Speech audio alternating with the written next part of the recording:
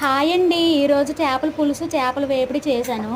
చేప ముక్కలకి ఉప్పు, కారం, పసుపు, గరం మసాలా, నిమ్మ చెక్క ఒకటి పిండుకొని దానికి మొత్తం కలుపుకొని వాటికి అన్నిటికి పట్టించాను. ముక్కలకి బాగా పట్టించి ఒక 5 మినిట్స్ పక్కన పెట్టాను.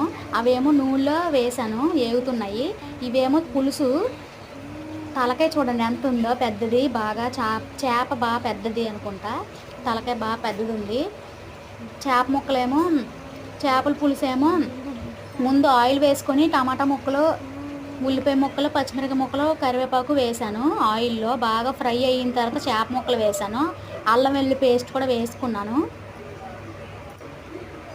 అల్లం వెల్లుల్లి పేస్ట్ కూడా వేసాను. అల్లం వెల్లుల్లి పేస్టు, టమాటాలు, పచ్చిమిరపకాయలు, ఉల్లిపాయలు, కరివేపాకు అన్నీ వేసి బాగా వేగిన తర్వాత చేప ముక్కలు వేసాను. అవి ఉప్పు, పసుపు కలిపి కడిగిన చేప ముక్కలు వేసాను.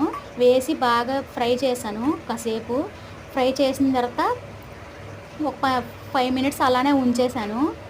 పొయ్యి వెలిగించుకొని ఒక 5 మినిట్స్ అలానే ఉంచేసాను.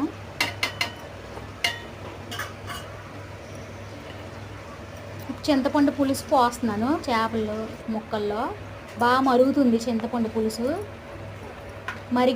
మరిగిన తర్వాత బాగా దగ్గరికి అయిన తర్వాత చేపల పులుసు అయిపోయిద్ది. నేను ఎప్పుడు ఇలానే చేస్తాను. చాలా టేస్టీగా ఉంటుంది చేపల పులుసు. ఎక్కువగా కలపకూడదు, ముక్కలన్నీ విరిగిపోయినట్టుగా అయిపోతాయి. ఎక్కువగా కలిపితే ముక్కలన్నీ అయిపోయినట్టు చిన్న చిన్న ముక్కలుగా ఇరిగిపోయినట్టుగా అయిపోతాయి. ఎక్కువగా కలపకూడదు, గరిటె పెట్టకూడదు. ఇప్పుడు చేప ముక్కలు తిప్పుకుంటున్నాను. నిదానంగా తిప్పుకుంటున్నాను, విరగకుండా.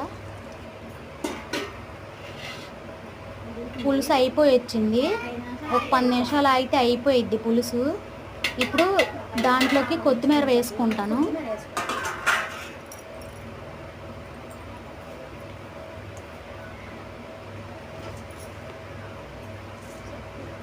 కొత్తిమీర వేస్తున్నాను. దాంట్లో కొత్తిమీర వేసుకుంటున్నాను. కడిగేసి కొంచెం కొత్తిమీర వేసాను. ఒక 10 నిమిషాలు ఆగితే పులుసు అయిపోయిద్ది. మూత పెట్టేసుకున్నాను.